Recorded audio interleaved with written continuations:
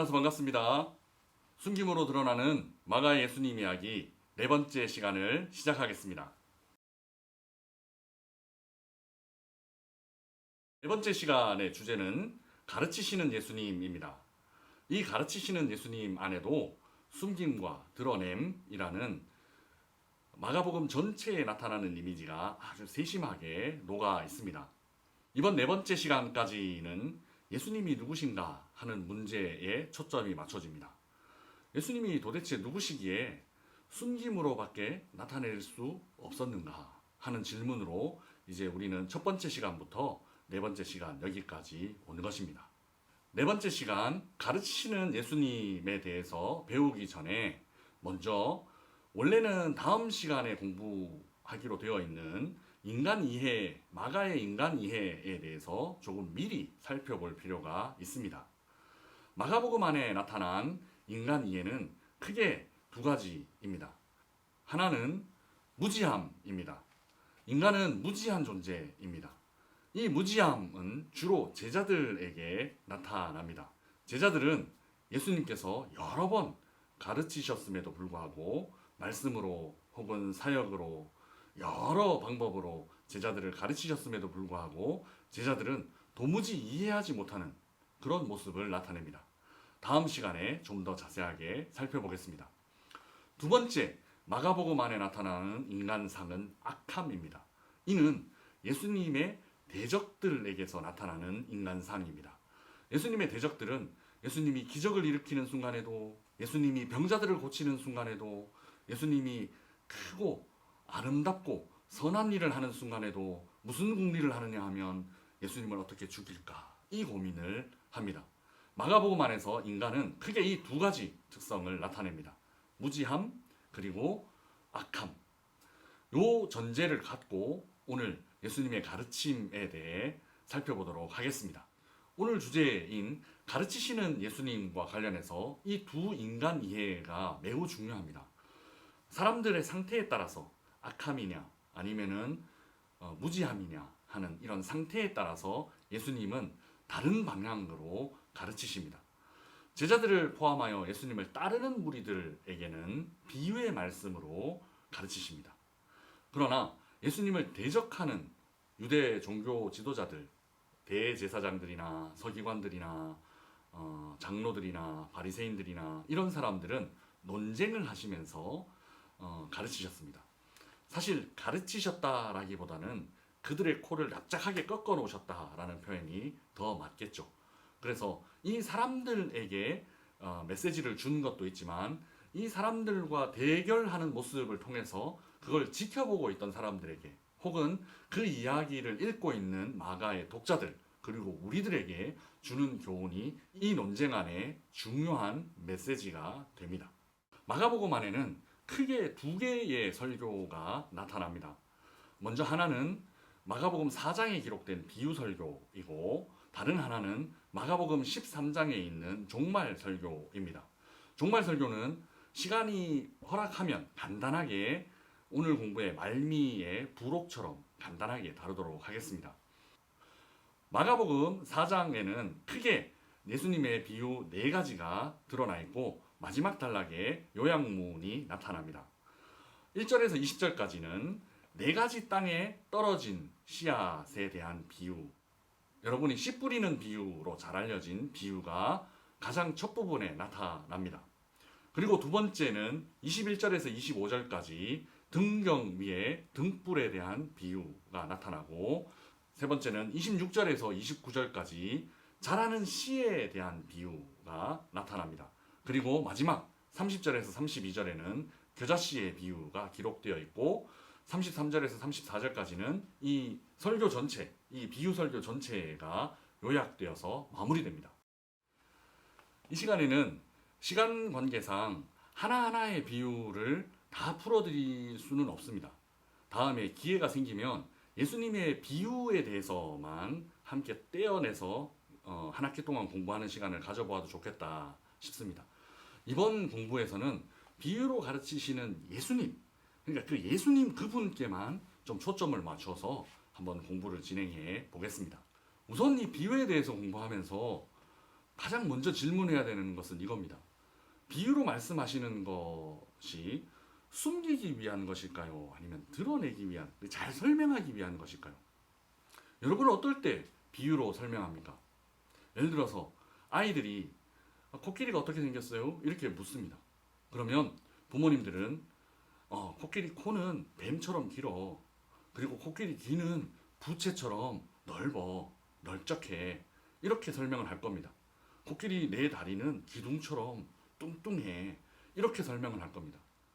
그런데 예수님께서 비유로 가르치실 때는 정반대의 목적도 함께 있음을 알 수 있습니다. 그러니까 잘 이해시키기 위한 목적뿐만 아니라 반대로 뭔가 감추고 숨기려는 목적도 예수님께서 직접 표현을 하고 계십니다. 어디냐 하면 마가복음 4장 11절입니다. 11절에 보시면 이르시되 하나님 나라의 비밀을 너희에게는 주었으나 외인에게는 모든 것을 비유로 하나니 이는 그들로 보기는 보아도 알지 못하며 듣기는 들어도 깨닫지 못하게 하며 돌이켜 죄사함을 얻지 못하게 하려 함이라 하시고 라고 기록되어 있습니다. 이 말씀 안에서 예수님이 비유로 말씀하신 이유는 외인들이 알지 못하고 깨닫지 못하게 하기 위함이라고 예수님은 밝히고 있습니다. 그렇다면 예수님께서 비유를 사용하신 이유는 정말 숨기기 위함일까요? 아니면 드러내기 위함일까요? 결론부터 말씀드리면 이 두 가지가 다 포함되어 있습니다. 서두에 저는 마가복음에 나타나는 인간론, 두 가지 인간론에 대해서 미리 설명을 드렸습니다. 이 두 가지 인간론에 비추어서 숨기기 위한 것인가 드러내기 위한 것인가를 설명을 드리면 제자들, 그러니까 예수님을 따라다니는 예수님의 추종자들에게 이 비유는 잘 풀어주고 잘 설명하려는 의도가 담겨져 있습니다.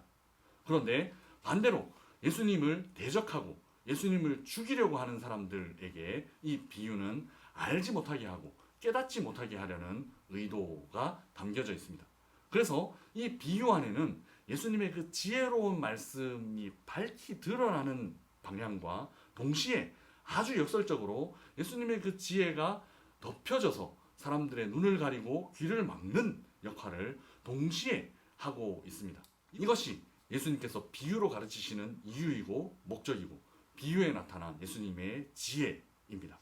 자, 그래서 비유로 말씀하시는 예수님이 어떤 분이신가, 누구인가에 초점을 맞춰서 살펴보면 자, 이런 부분입니다. 4장 안에 있는 비유 중 하나는 바로 이 비유 자체를 설명하고 있습니다. 무엇이냐면 21절에서 25절 안에 등경 위의 등불에 대한 비유입니다. 빛은 감추려는 것이 아닙니다. 드러내려는 것입니다. 22절에 드러내려 하지 않고는 숨긴 것이 없고 나타내려 하지 않고는 감추인 것이 없느니라. 이번 마가복음 전체의 주제와 관련되어 있는 아주 놀라운 말씀이 여기 22절에 담겨져 있습니다. 예수님은 드러내기 위함이라는 의도를 분명하게 밝히셨습니다. 그러나 24절부터 이어지는 말씀 안에는 이 짧은 본문 안에서 분위기가 완전히 전환됩니다. 또 이르시되 너희가 무엇을 듣는가 스스로 삼가라. 너희의 헤아리는 그 헤아림으로 너희가 헤아림을 받을 것이며 더 받으리니 있는 자는 받을 것이요 없는 자는 그 있는 것까지도 빼앗기리라 라는 말씀이 기록되어져 있습니다. 이 구절의 가장 핵심적인 단어는 스스로라는 단어입니다. 물론 헬라어에는 없습니다. 원문에는 없는 이 단어가 왜 중요하냐 하면 본문 전체의 맥락에서 가장 핵심적인 메시지를 전달하고 있기 때문입니다. 스스로 비유의 말씀을 듣고 스스로 주의하면서 그 말씀을 깨달으려고 애쓰고 노력해야만 합니다. 왜냐하면 빛이 드러났다라고 해서 듣는 모든 사람들의 책임이 이제 없어졌다는 것을 의미하지 않기 때문입니다.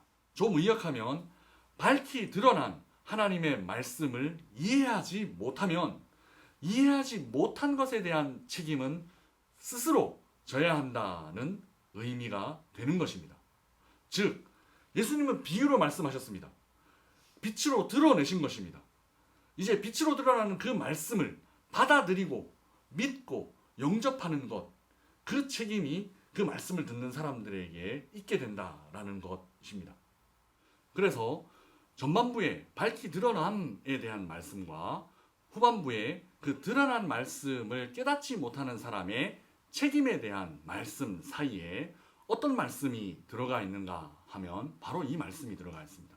23절에 들을 게 있는 자는 들어라. 이 말씀 안에서 우리는 모든 비유 안에 나타난 예수님, 그 예수님이 누구인가를 판단할 수 있습니다. 예수님의 비유 안에 고스란히 드러나 있는 것은 바로 예수님의 권위입니다. 들으라는 명령은 신명기 6장 4절 이하의 말씀으로 우리에게 매우 잘 알려져 있는 말씀입니다. 그 말씀은 이렇게 시작합니다. 이스라엘아 들으라. 이스라엘아 들으라. 우리 하나님 여호와는 오직 유일한 여호와시니 너는 마음을 다하고 뜻을 다하고 힘을 다하여 내 하나님 여호와를 사랑하라. 들을 게 있는 자는 들으라는 말씀과 이스라엘아 들으라는 말씀 안에는 말씀하시는 분의 권위가 고스란히 담겨져 있습니다. 왕이나 주인 혹은 군대의 대장이 어떤 말을 한다라고 했을 때 그 권위와 위엄이 그 말 안에 고스란히 포함되어져 있습니다. 사실은 이런 세상 사람들의 말보다 하나님이신 예수님의 말씀이 더 강력합니다. 왜냐하면 예수님은 천지를 창조하실 때 있으라 하면 생겨났던 그 말씀 자체이셨기 때문입니다. 그 천지를 창조하신 말씀의 권위가 비유로 가르치시는 예수님 안에 고스란히 나타나는 것입니다. 예수님의 비유 안에서 우리가 발견하는 것은 첫째, 사람들을 가르치기 위해 설명하시는 친절함입니다. 그리고 둘째, 그것을 가르치시는 분, 즉 예수님이 어떤 분이신가, 예수님의 권위와 위엄이 비유 안에 나타납니다. 들어도 되고 안 들어도 되는 그런 말씀이 아니라 듣지 않으면 그에 대한 책임을 고스란히 져야만 하는 그런 권위와 위엄이 있는 창조주 하나님의 말씀입니다. 그래서 비유가 잔뜩 들어있는 마가복음 4장은 무엇으로 끝을 맺느냐 하면 광풍을 잠잠하게 하시는 기적 이야기로 끝을 맺습니다. 그런데 이 기적 이야기가 비유로 설명하시는 예수님을 아주 강하게 드러냅니다. 예수님은 광풍이 일어나 소란스러운 그 바다를 향해 고요하라, 잠잠하라 라고 명령하셨습니다. 예수님이 이렇게 명령하셨을 때 바람이 바로 그치고 아주 잔잔해졌다고 기록하고 있습니다.